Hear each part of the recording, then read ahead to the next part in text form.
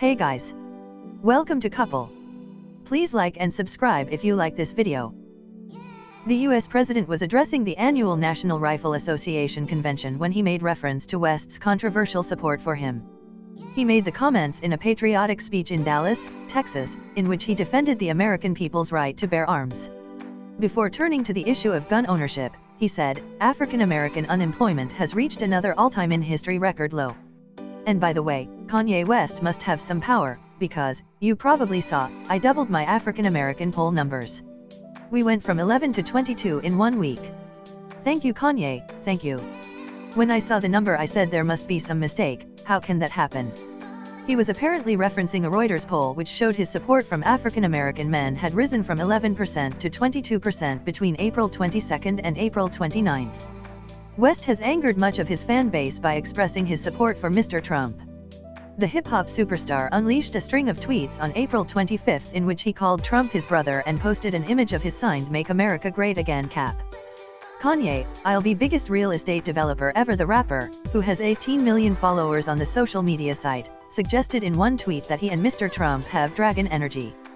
The president retweeted one of West's posts, and wrote, "Thank you Kanye, very cool." West courted controversy again on May 2 when he suggested that the centuries some African Americans endured in slavery was a choice. He told the celebrity news site TMZ, "When you hear about slavery for 400 years. For 400 years? That sounds like a choice." His behavior has disappointed other musicians and much of his fan base, as West had been regarded as an artist who championed black rights earlier in his career. In 2005, he criticized the then-US President George W. Bush over his response to Hurricane Katrina, saying, "Bush doesn't care about black people.